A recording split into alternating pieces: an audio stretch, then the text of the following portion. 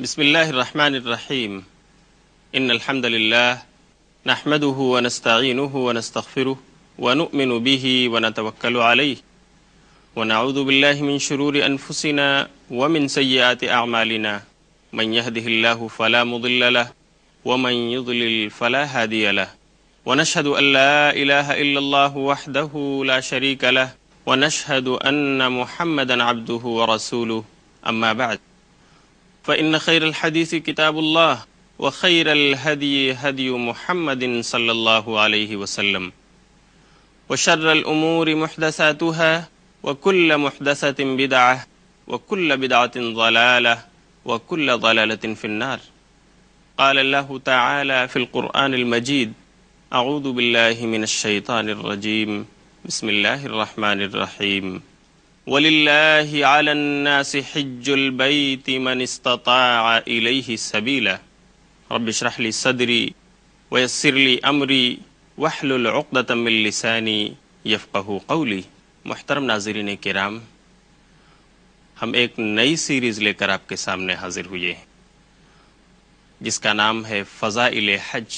اس programme میں ہم آپ کو بتائیں گے کہ حج اور عمرہ کیا ہے، ان کی فضیلتیں کیا ہیں، حج کس انسان پر فرض ہوتا ہے اور کب فرض ہوتا ہے، اس کے فرض ہونے کی شرائط کیا ہیں، اسی طرح احرام اور میقات کے مسائل کیا ہیں، خواتین اور بچوں کا حج کیسے ہوتا ہے، کوئی انسان اگر ضعیف ہو تو کیا اس کی طرف سے حج بدل کیا جا سکتا ہے یا نہیں، مدینہ اور مکہ جو مقدس مقامات ہیں ان کی حرمت کیا ہے، اسی طرح وہاں موجود مقامات مقدسہ کی زیارت اور اس کے سلسلے میں احکامات کیا ہیں، یہ ساری چیزیں آپ سنیں گے اور دیکھیں گے فضائل حج میں. لیکن آج اس کے پہلے ایپیسوڈ میں ہم آپ کو بتانا چاہیں گے کہ حج کی تاریخ کیا ہے، اس کا پس منظر کیا ہے، یہ عبادت عظیم ہمیں کس کے صدقے ملی ہے. جب ہم حج کی تاریخ کا مطالعہ کرتے ہیں تو ہمیں ایک عظیم شخصیت کا حیولہ نظر آتا ہے، اور وہ شخصیت ہے حضرت ابراہیم علیہ السلام، جنہیں ابو الانبیاء کہا جاتا ہے. اس لیے بہتر معلوم ہوتا ہے کہ آج ہم اس کی سیرت و سوانح کا مطالعہ کر لیں، جس کے صدقے میں ہمیں یہ عظیم عبادت ملی جو ہمارے گناہوں کا کفارہ ثابت ہوتی ہے. جب ہم حضرت ابراہیم علیہ السلام کی سیرت و سوانح پڑھنے جاتے ہیں تو ان کے یہاں امتحانات کا ایک تسلسل نظر آتا ہے. کتنی قربانیاں حضرت ابراہیم علیہ السلام نے دین حنیفی کو اس روئے زمین پر برپا کرنے کے لیے دی ہیں، اس کا ایک سلسلہ نظر آتا ہے. آئیے ہم قدر تفصیل کے ساتھ یہ چیزیں آپ کے گوشے گزار کریں تاکہ آپ کو پتہ چل سکے کہ یہ حج کا عظیم تحفہ ہمیں کہاں سے اور کس کے توسط سے ملا ہے، اور اس کی زندگی کے روشن باب کیا ہیں، تاکہ ہم اپنی زندگی میں اسے لا سکیں اور اپنی زندگی کو بھی مزین کر سکیں. یہ حضرت ابراہیم علیہ السلام کون ہے؟ اس تاریخ کو جب ہم پڑھتے ہیں تو ہمیں عربوں کی قدیم تاریخ کا مطالعہ کرنا پڑتا ہے، اور عربوں کی قدیم تاریخ کے صفحات اور ان کے ابواب کو جب ہم پلٹتے ہیں تو ہمیں پتہ چلتا ہے کہ عرب کے اندر جو قدیم قومیں آباد تھیں ان میں دو مشہور قومیں تھیں، جن میں سے ایک کا نام عرب عاربہ اور دوسرے کا نام عرب مستعربہ ہے.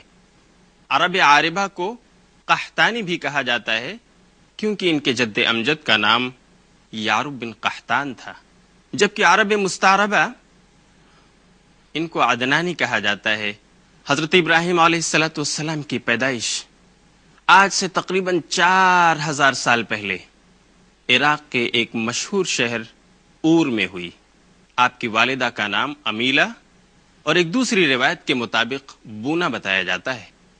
آپ کے والد کا تحقیقی نام طارق ہے، البتہ آپ کے والد اپنے لقب آزر سے مشہور ہوئے، اور اسی آزر کا تذکرہ قرآن کریم نے بھی سورہ انعام میں کیا ہے. وَإِذْ قَالَ إِبْرَاهِيمُ لِأَبِيهِ آزر. آپ کی کنیت ابو الزیفان تھی، یعنی مہمانوں کی مہمان نوازی کرنے والے، لیکن آپ اپنی کنیت ابو الانبیاء سے زیادہ مشہور ہوئے۔ آپ کی جو بستی تھی، عراق کے جس شہر اور میں آپ پیدا ہوئے تھے، یہ شہر تاریخی اعتبار سے تجارتی شہر تھا، تجارت و صنعت کا مرکز تھا۔ اسی طرح شرک و بت پرستی کا ایک عظیم گہوارہ بھی تھا یہ۔ گویا جس طرح ایک طرف صنعتی اور تجارتی حیثیت تھی اس شہر کی، اسی طرح دوسری طرف مذہبی اور دینی اعتبار سے شرک اور بت پرستی کی غلاظتوں کا مرکز بھی تھا۔ اور ایسے شہر اور میں آپ نے آنکھیں کھولی جہاں آپ کے باپ آزر اپنی قوم کے پنڈت اور پیشوا سمجھے جاتے تھے، جن کا کام بتوں کو بنانا اور بیچنا تھا۔ اور عجب تماشا تو یہ تھا، لطیفہ یہ تھا ان کی زندگی میں کہ جن بتوں کو وہ خود اپنے ہاتھوں سے بناتے اور بیچتے تھے، انہی بتوں کے سامنے وہ اپنے سر کو بھی جھکاتے اور اسی کے پرستار بھی تھے۔ حضرت ابراہیم علیہ السلام نے ایسے ماحول میں اپنی آنکھیں کھولی اور آپ نے اپنی قوم کو بتوں کا پرستار پایا، لیکن آپ نے اللہ کی دی ہوئی عقل کا استعمال کیا۔ آپ نے دیکھا کہ میری قوم جن بتوں اور جن پتھروں کی پوجا کر رہی ہے، یہ نہ تو بول سکتے ہیں، نہ تو سن سکتے ہیں، نہ کسی کے نفع اور نقصان کے مالک ہیں، نہ یہ زندگی اور موت کے مالک ہیں۔ آخر ان کو اپنا پوج اور اپنا معبود اور اپنا رب کیوں کر تسلیم کیا جائے؟ چنانچہ حضرت ابراہیم علیہ السلام نے اپنی قوم کے سامنے برملا اس بات کا اعلان کر دیا، جس کا ذکر سورہ انعام سورۃ نمبر 6 اور آیت نمبر 79 میں ہے، 79 میں۔ انی وجہت وجہی للذی فطر السماوات والارض حنیفا وما انا من المشرکین، کہ میری قوم کے لوگوں، میں نے تو اپنا رخ اس ایک ذات کی طرف موڑ لیا ہے جو آسمان اور زمین کا خالق ہے، اور دیکھو میں شرک کرنے والوں میں سے نہیں۔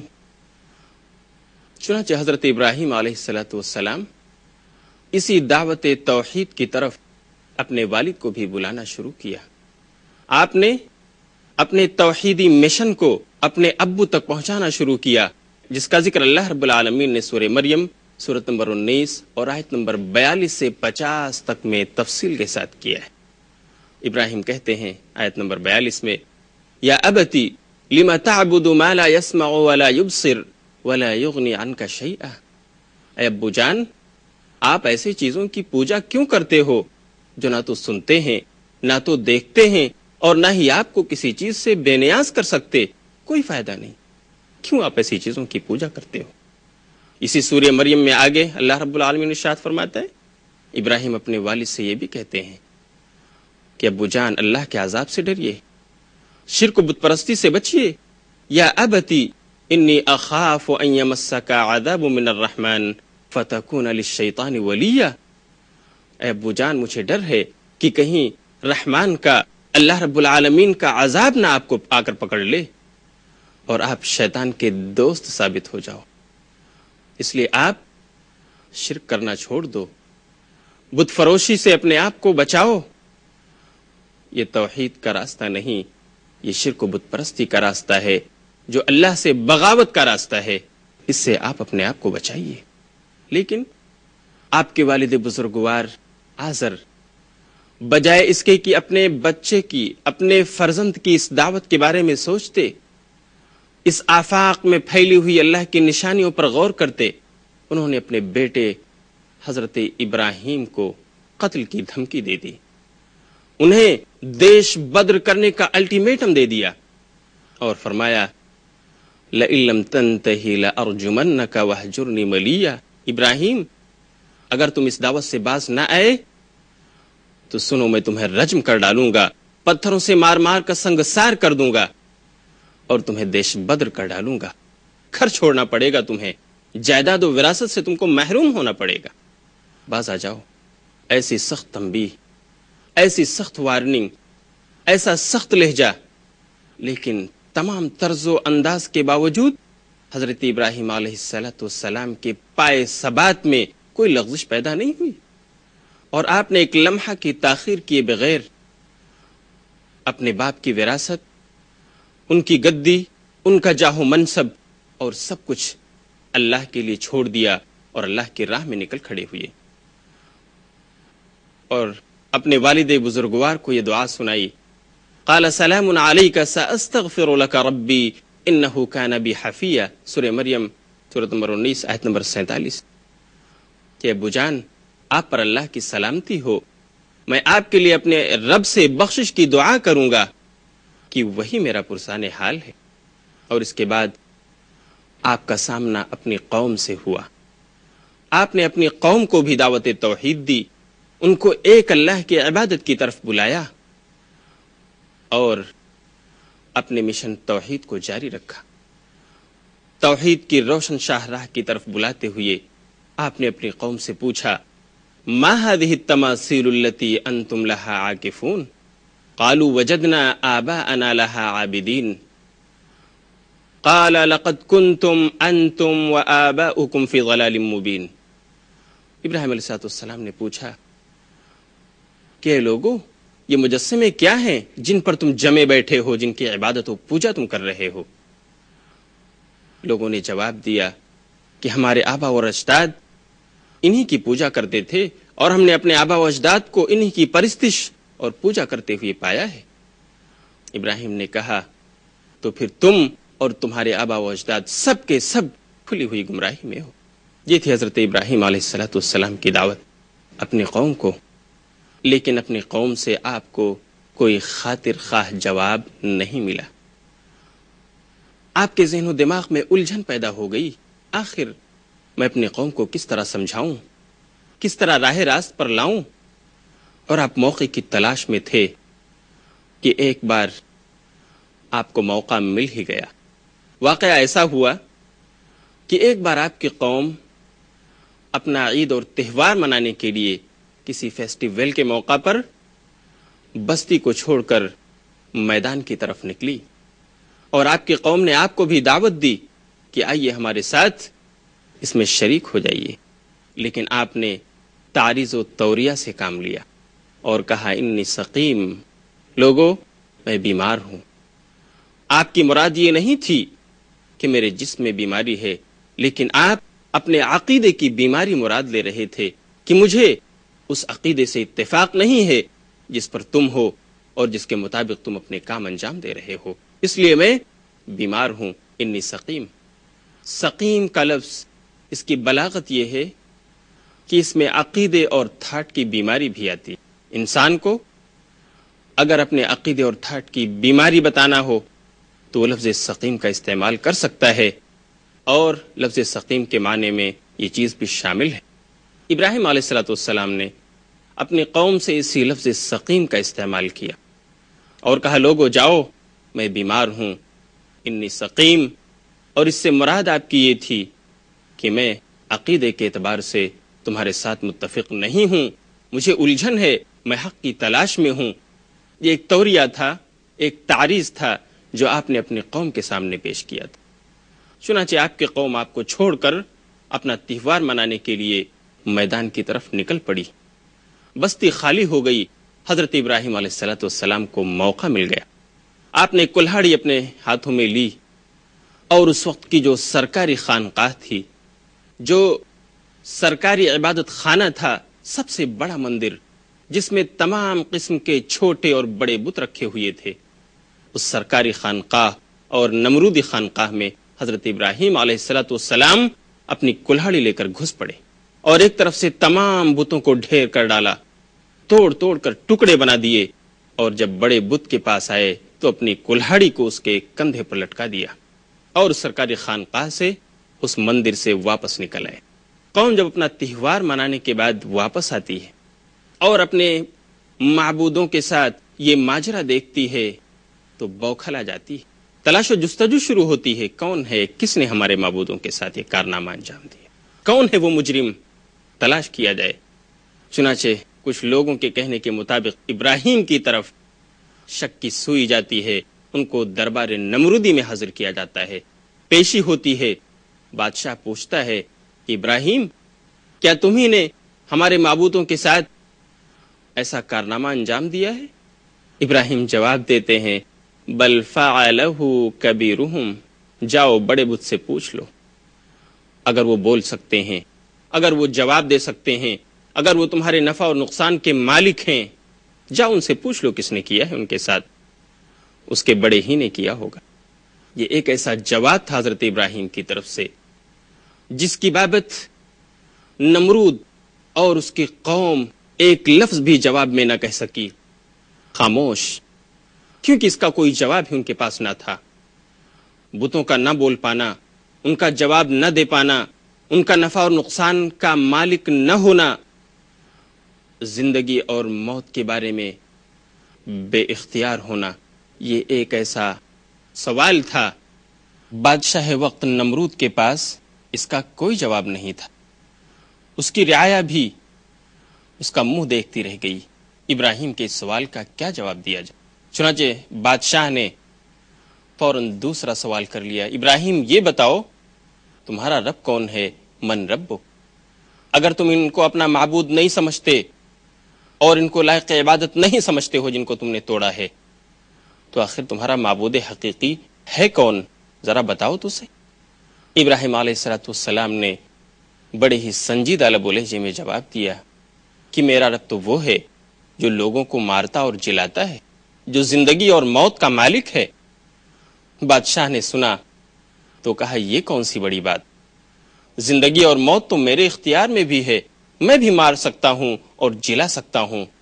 چنانچہ فوراً ہی فرمان جاری کیا کہ 2 آدمیوں کو حاضر کیا جائے۔ ایک کو قید خانے سے لایا گیا، مجرم، اور دوسرا معصوم انسان۔ ابراہیم کے سامنے بادشاہ نے کہا، دیکھو یہ معصوم ہے، اس کا کوئی جرم نہیں، یہ بری ہے، لیکن میں اسے موت کے گھاٹ اتار سکتا ہوں اور اسے قتل کرا دوں۔ دوسرا جو مجرم تھا، جو لائق سزا تھا، جسے مارا جانا چاہیے تھا، قتل کیا جانا چاہیے تھا، اسے چھوڑ دیا، کہا دیکھو یہ قتل کا مستحق تھا، میں نے اسے بچا دیا، اس کی زندگی میں نے اسے سونپ دی، موت سے اس کو نجات دلا دی۔ اور دوسرا جسے زندگی چاہیے تھا، جو جینے کا مستحق تھا، میں نے اسے قتل کر ڈالا، میں بھی زندگی اور موت کا مالک۔ یہ کون سی بڑی بات؟ حضرت ابراہیم علیہ السلام نے اس وقت ایک دوسرا جملہ ادا کیا اور کہا، دیکھو میرا رب تو وہ ہے جو اس سورج کو مشرق سے نکال کر مغرب میں ڈبوتا ہے۔ اگر تم میں طاقت ہے، اگر تم میں بس ہے، تو اس سورج کو ذرا مغرب سے نکال کر تو دکھاؤ۔ یہ کسی کے بس کی بات نہ تھی۔ قرآن کہتا ہے فَبُہِتَ الَّذِي كَفَرَ، سورہ بقرہ سورۃ نمبر 2، فَبُہِتَ الَّذِي كَفَرَ، بادشاہ وہ کافر حیران و ششدر رہ گیا، اب اس کے سامنے کوئی جواب نہیں تھا، کھسیانی بلی کی طرح وہ بن گیا۔ لیکن بجائے اس کے کہ وہ حضرت ابراہیم علیہ السلام کے ان دلیلوں پر غور کرتا، سوچتا، تحقیق کرتا، اس کے بجائے اس نے حضرت ابراہیم علیہ السلام کے خلاف شاہی فرمان جاری کر دیا، حرقوہ وانصروا آلہتکم ان کنتم فاعلین، سورہ انبیاء سورۃ نمبر 21 اور آیت نمبر 68۔ لیکن بادشاہ بجائے اس کے کہ حضرت ابراہیم علیہ السلام کے دیے ہوئے ان دلائل پر غور کرتا، سوچتا، تحقیق کرتا، اس نے حضرت ابراہیم کے خلاف سرکاری فرمان جاری کر دیا، سرکاری وارنٹ بھیج دیا اور کہا، لوگو حرقوہ وانصروا آلہتکم ان کنتم فاعلین، سورہ انبیاء سورۃ نمبر 21 اور آیت نمبر 68۔ لوگو حضرت ابراہیم کو جلا ڈالو اور اپنے معبودوں کی مدد کرو اگر تم کچھ کرنا چاہتے ہو۔ شاہی فرمان جاری تھا کہ عوام اس کے انتظام میں لگ گئی، لوگوں نے گڑھا کھودنا شروع کر دیا، لکڑیاں جمع کی جانے لگیں اور اس طرح آگ کا الاؤ تیار کیا گیا۔ اتنا بڑا الٹیمیٹم، اتنا بڑا فرد جرم عائد کیے جانے کے بعد، ایسی بڑی سزا کا الٹیمیٹم دیے جانے کے باوجود حضرت ابراہیم علیہ السلام پہاڑ کی طرح استقامت اور بلندی کے ساتھ اپنے عقیدے توحید پر ڈٹے رہے، اور آپ نے اپنی قوم کا ثبات قدمی کے ساتھ مقابلہ کیا۔ آپ ذرہ برابر بھی ایک لمحے کے لیے اپنے اس عقیدے سے پیچھے نہیں ہٹے۔ اکیلا موحد جس کے ساتھ نہ تو لاؤ لشکر تھا، نہ کوئی بڑی قوت تھی، نہ اس کے پاس اسلحہ اور ساز و سامان تھا، اور جبکہ ان کی پوری قوم آپ کے خلاف حرکت میں آ گئی تھی، لیکن آپ نے یکا و تنہا اپنی مشرک قوم کا مقابلہ کیا، اور ایسا مقابلہ کیا کہ آپ اپنی پوری مشرک قوم پر بھاری ثابت ہوئے۔ حضرت ابراہیم کا یہی استقامت اور ان کی یہی عزیمت تھی کی وجہ سے اللہ رب العالمین نے حضرت ابراہیم کو اکیلا ایک امت قرار دیا، جیسا کہ سورہ نحل سورت نمبر 16 اور آیت نمبر 120 میں ہے۔ اللہ ارشاد فرماتا ہے، ان ابراہیم کان امتا قانتا للہ حنیفا ولم یک من المشرکین، کہ بے شک ابراہیم اکیلے ایک امت تھے۔ واقعہ یہ ہے کہ حضرت ابراہیم علیہ السلام تنہا ایک امت تھے، اور سراپا اللہ کے سامنے سر تسلیم خم کرنے والے اس کے مطیع و فرما بردار تھے، مشرکوں میں سے نہیں تھے۔ بات ابھی بہت کچھ باقی ہے، دیکھتے رہیے فضائل حج۔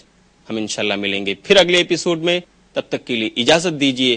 وآخر دعوانا ان الحمد للہ رب العالمین، والسلام علیکم ورحمۃ اللہ وبرکاتہ۔